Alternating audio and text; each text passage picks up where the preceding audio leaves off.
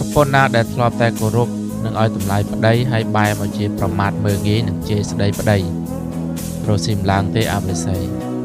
ដោយសារប្តីនឹងបាក់ទឹកចិត្តលែងមានការតស៊ូហើយ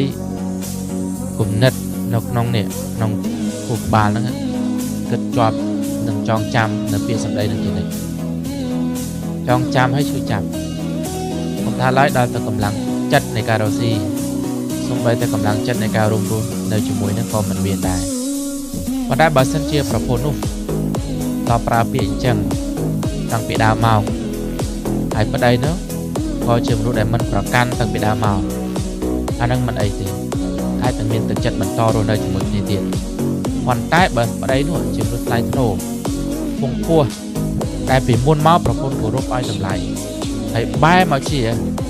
ប្តីថាបៀលខ្មេះជេរមើលងាយនោះគឺជាផ្លូវដែលឈានទៅរកការបែកបាក់វាមិនអាចបំភ្លេចបាន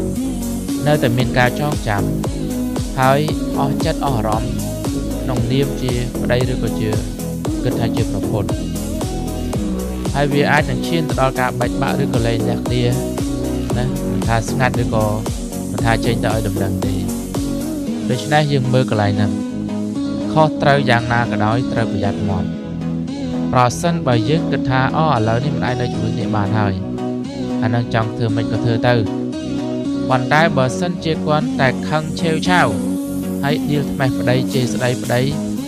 ដែលជាពាក្យមិនធ្លាប់ឮពីមុនមកហើយប្តីនឹងមានចិត្តមានថ្លើមនឹងគេប្រកាន់បែបហ្នឹងហើយមិនអាចរស់នៅជាមួយគ្នាបានទេ